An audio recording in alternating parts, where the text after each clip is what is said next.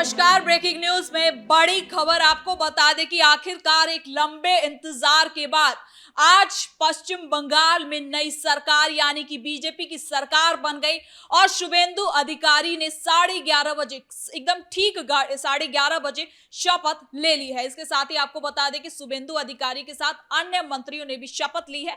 अब ऐसे में ये अटकलें लगाई जा रही है कि आखिर कौन किसको क्या कुछ पद मिलता है। इसके साथ ही आपको बता दें कि पीएम मोदी, अमित शाह, राजनाथ सिंह के समेत तमाम बड़े नेता वहां पर बीजेपी के मौजूद रहे, जिसके बाद अब यह अनुमान लगाया जा रहा है कि आखिर किसको कौन सा पद मिलेगा और भी कौन कौन से मंत्री शपथ लेंगे और क्या कुछ होने वाला है। तो इसी पे ज्यादा अपडेट के साथ मेरे साथ मौजूद है मेरे सहयोगी हर्ष भारद्वाज।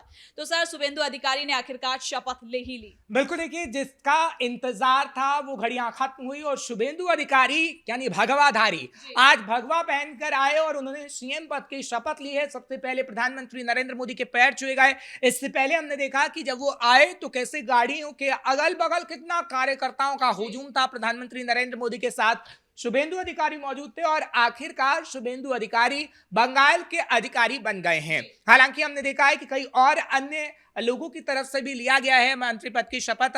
हालांकि कौन सा विभाग किसे मिलेगा ये तो खैर वक्त ही बता पाएगा, लेकिन कई बड़े चेहरे हैं और कोई ऐसे चेहरे भी हैं जिन्हें शायद ही कोई जानता हो। क्योंकि आपने जो चेहरे देखे थे, शुभेंदु अधिकारी, अग्निमित्रा पॉल, रूपा गांगुली, दिलीप घोष, इन चेहरों के नाम को तो आपको याद होगा, लेकिन कई अन्य और भी नाम हैं जिन्हें कहीं ना कहीं जनता नहीं जानती।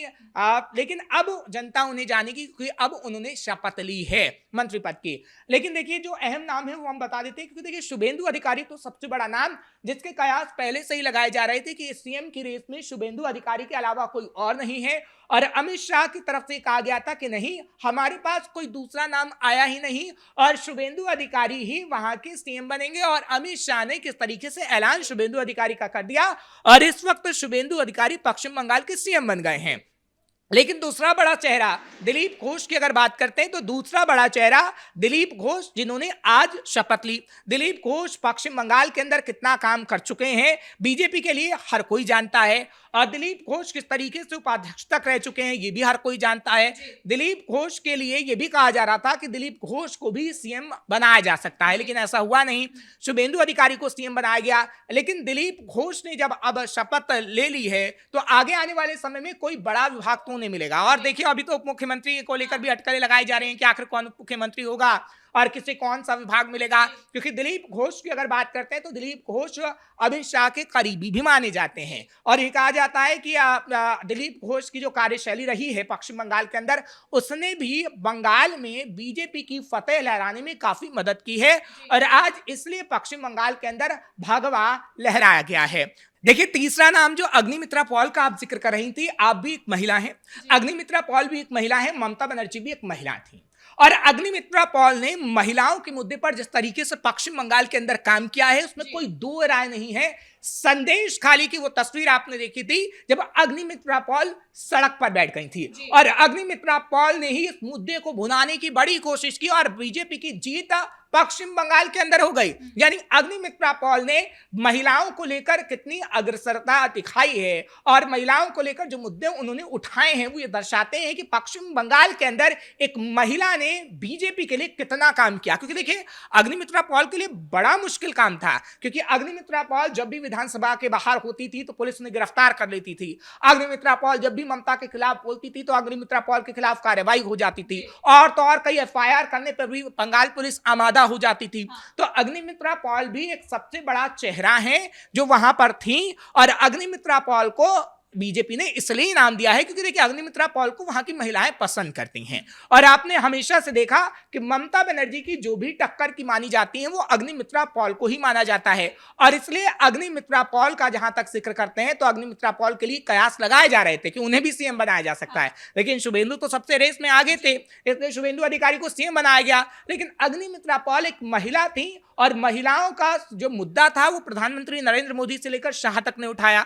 तो अग्निमित्रा पॉल को यहां पर अब जब आप शपथ लेते हुए देख रही हैं तो साफ तौर पर यह कहा जा सकता है कि महिलाओं के मुद्दे पर बीजेपी काम करेगी, शुरुआत से काम करेगी और उसकी जिम्मेदारी अग्निमित्रा पॉल को दी जाएगी। जी, जिस प्रकार से मित्रा पॉल ने शपथ लिया, इससे यह अंदाजा तो लगाया जा सकता है कि इनको भी हो ना हो आने वाले समय में कोई बड़ा विभाग मिल सकता है। लेकिन सर, इससे पहले हम ये भी बात करेंगे, जब पीएम मोदी वहां पर पहुंचे थे, शुभेंदु अधिकारी उनके साथ थे, जब रोड शो किया तो उस दौरान भी पीएम मोदी के चेहरे पर जो मुस्कान और जो जनता के बीच में हमें उत्साह देखने को मिला, वो भी काफी कुछ बयां करता है। क्योंकि साथ ही साथ उनके शुभेंदु अधिकारी भी थे, वो उनके कंधे पर हाथ रख के और जब दोनों हाथ उठा के उन्होंने लोगों के सामने जोश भरने की कोशिश करी, तो उसने भी कहीं ना कहीं वहां से एक संदेश देने की कोशिश की गई है। बिल्कुल, देखिए, हालांकि अन्य नाम जो है, चाहे फिर वो खुदीराम हुआ या फिर अशोक दादाजी ने बोला जाता है पश्चिम बंगाल के अंदर, हालांकि उनके फेसेस को कोई नहीं जानता था, लेकिन आज जब उन्होंने शपथ ली है तो आप साफ तौर पर ये कह सकती हैं कि प्रधानमंत्री नरेंद्र मोदी और बीजेपी ने उन्हें इनाम देने की कोशिश की, क्योंकि ये जमीनी कार्यकर्ता थे। और इन लोगों के बारे में ये कहा जा सकता है, क्योंकि देखिए, अग्निमित्रा पॉल को हर कोई जानता है, शुभेंदु अधिकारी को हर कोई जानता है, दिलीप घोष को हर कोई जानता है, लेकिन खुदीराम हुआ या फिर अशोक दादा का जिन्होंने अभी शपथ ली है, उनके फेसेस को कोई नहीं जानता। तो बीजेपी ने इन लोगों को लाकर सरप्राइज दिया है, और बीजेपी हमेशा से सरप्राइज देने का काम ही करती है। क्योंकि आपने मोहन यादव को देखा, चाहे फिर मध्य प्रदेश हो या फिर राजस्थान की बात करें या फिर अलग अलग जगह की बात करें, बीजेपी जो सरप्राइज देती है, क्योंकि बीजेपी ने दिल्ली में भी सरप्राइज दिया। दिल्ली में कहा जा रहा था कि प्रवेश वर्मा को मुख्यमंत्री बनाया जाएगा, लेकिन उन्हें मुख्यमंत्री बना दिया गया, और रेखा गुप्ता के फेस को डायरेक्ट लाया गया और सरप्राइज बीजेपी ने दिया और रेखा गुप्ता सीएम बन गई। तो इसी तरह से जो 2-3 नाम हम बता रहे हैं जिन्होंने शपथ ली है, वो नए चेहरे जरूर हैं, लेकिन उन्होंने पुराने समय से बीजेपी के लिए काम किया है। लेकिन आपने ठीक कहा, क्योंकि जो तस्वीरें हम अपने दर्शकों को दिखा रहे हैं, वो तस्वीर दिखानी बहुत जरूरी है। गर्मजोशी से प्रधानमंत्री का स्वागत और कार्यकर्ताओं का हुजूम ये दिखाता है कि पश्चिम बंगाल के अंदर कैसे बीजेपी का राज चलने वाला। और शुभेंदु अधिकारी ने तो ये भविष्यवाणी कर दी है कि आगे आने वाले समय 100 सालों तक यहाँ बीजेपी ही विराजमान रहेगी, क्योंकि देखिए 74 सालों तक तो बीजेपी वहां नहीं थी। पश्चिम बंगाल के अंदर श्यामा प्रसाद मुखर्जी का नाम बहुत आता है, लेकिन श्यामा प्रसाद मुखर्जी ने जो विरासत बीजेपी को दी, वो विरासत लाने में कहीं ना कहीं बीजेपी को काफी टाइम लगा, लेकिन बीजेपी ने मेहनत की और मेहनत का फल आज बीजेपी को मिल रहा है।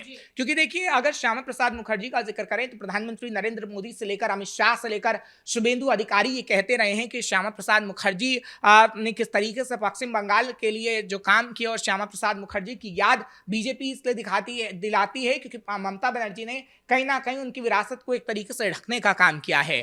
और अब बीजेपी की अगर बात करें तो बीजेपी की पश्चिम बंगाल से जड़ें जुड़ी हुई हैं, जिसको बताती हमेशा से बीजेपी है, लेकिन अब दिखा इसलिए रही है क्योंकि पश्चिम बंगाल में बीजेपी की सरकार बन गई है। और तो और अगर हम आगे आने वाले समय के लिए देखें तो आप जरूर देखिएगा कि जब इन मंत्रियों को चुना गया है तो ये मंत्री सख्ती से कार्रवाई करेंगे, क्योंकि पश्चिम बंगाल के अंदर जो ममता बनर्जी ने अराजकता फैलाई है, जो ममता बनर्जी के गुंडों ने अराजकता फैलाई है, उससे अव्यवस्थित चीजें हो गई हैं, जिसे व्यवस्थित करना जरूरी है। अगर ये चीजें अव्यवस्थित रहेंगी तो आगे आने वाले समय में बीजेपी के लिए काफी मुश्किल हो जाएगी, क्योंकि देखिए अब बीजेपी को आम जनता पसंद करती है। बीजेपी के कार्यकर्ताओं में इस वक्त उत्साह देखने को मिल रहा है। आज देखिए ममता किस तरीके से फूट फूट कर रो रही हैं। ममता इस्तीफा देने को अब तक तैयार नहीं है, बर्खास्तगी हो गई, पश्चिम बंगाल के अंदर अब सीएम बन गया है। अब आप देखिएगा कि किस तरीके से शुभेंदु अधिकारी दावा ठोकेंगे सरकार बनाने का, क्योंकि इसके बाद यही होता है कि दावा ठोका जाता है, उसके बाद सरकार काम करने लगती है, जैसा बिहार में हुआ, जैसे हर एक राज्य में होता है। तो शुभेंदु अधिकारी एक बड़ा चेहरा तो है, लेकिन उनकी जो टीम है, अब इन टीम को, इस टीम में अलग अलग लोगों को क्या विभाग दिए जाते हैं, क्योंकि हमें बार बार हम लोग ये कह रहे हैं, कैपिटल टीवी लगातार ये कह रहा है कि जो तमाम मुद्दे हैं, चाहे महिला सुरक्षा का मुद्दा हो या फिर घुसपैठियों का मुद्दा हो या फिर रोजगार देने की बात हो या फिर स्वास्थ्य सेवाओं की बात हो या फिर शिक्षा की बात हो, तो पश्चिम बंगाल को एक बार फिर से फूल की तरह बनाना होगा। कमल का फूल जिस तरीके से बीजेपी लेकर आई है, और बीजेपी कमल का फूल जो खिला पाई है, वो फूल खिले रहे तो अच्छा है, क्योंकि ममता ने फूलों को मुरझाने का काम किया था। लेकिन सर, इस बीच जैसा कि आपने सरप्राइज की बात करी कि बीजेपी हमेशा सरप्राइज देती है, और जिन नामों को आज तक कोई नहीं जानता था, अब वो भी मंत्री पद की शपथ ले रहे हैं, तो इसके साथ तो सर ये भी खास होता है कि यानी कि ये भी जानना जरूरी होता है कि ममता बनर्जी जिसे आज तक भाव नहीं देती थी, जिस पर टीएमसी के गुंडे अत्याचार करते थे, वो लोग अब जब शपथ लेंगे और कहीं ना कहीं कार्य करेंगे तो ये भी ममता बनर्जी को बहुत ज्यादा खलेगा। देखिए, ममता बनर्जी को तो खलेगा ही खलेगा। उस पर ममता बनर्जी की बात करें कि उससे पहले बता दी कि जो तमाम नाम हमने बताए हैं, खुदीराम हो गया या फिर अशोक दादा हो गया, जो अन्य लोग शपथ लिए हैं, और उनके लिए कहा जाता है कि शुभेंदु अधिकारी के बेहद करीबी हैं और इन्होंने जमीनी स्तर से काम किया है। और शुभेंदु अधिकारी अपनी टीम में ऐसे लोगों को रखना चाहते हैं कि आगे आने वाले समय में बदनामी ना हो, क्योंकि ममता ने अपनी विरासत को आगे बढ़ाने की कोशिश की, अभिषेक बनर्जी को टीम में लाया, लेकिन ममता की पार्टी बुरी तरीके से हार गई। ऐसे लोगों को लाया जो छात्र राजनीति करते तो थे, लेकिन उन्होंने ममता को डुबोने का काम किया। सैनी घोष का आप जिक्र कर लीजिए कि किस तरीके से मंच पर सिर्फ वो चिल्लाते रह गई, लेकिन ममता के साथ कभी ऐसे काम नहीं किया जो जनता को पसंद आए। तो नेता चिल्लाने वाला नहीं होना चाहिए, नेता काम करने वाला होना चाहिए, और शुभेंदु की टीम में अब काम करने वाले लीडर आ गए हैं। अब बात ममता की करते हैं, क्योंकि ममता बनर्जी का जब आप जिक्र करते हैं तो ममता बनर्जी भी अब कहीं ना कहीं बेहोश होंगी, क्योंकि ममता बनर्जी के लिए काफी मुश्किल हो जाएगी जब ममता बनर्जी पूरे पश्चिम बंगाल में भगवा लहराते हुए देखेंगे। क्योंकि ममता बनर्जी को आपने कभी हिजाब में देखा होगा, ममता बनर्जी को आपको अल्लाह बोलते हुए नजर आई होंगी ममता बनर्जी, या फिर आपने देखा होगा इफ्तार पार्टियों में कैसे ममता बनर्जी जाया करती थी। लेकिन अब ममता बनर्जी को कहीं ना कहीं मुसलमानों का भी साथ नहीं मिला। जो ममता बनर्जी ने मुसलमानों के लिए कहा कि हम मुसलमानों के वोट बैंक हासिल करेंगे, मुसलमान वोट बैंक भी गया उनका। हालांकि सबसे ज्यादा मुस्लिम विधायक ही चुनकर आए हैं, लेकिन हुमायूं और ओवैसी ने जो मुस्लिम वोट का उसका नतीजा हम देख रहे हैं। लेकिन जो पश्चिम बंगाल के अंदर हिंदू एकजुट हुआ है ना, उसकी वजह से शुभेंदु अधिकारी आज सीएम बन पाए हैं।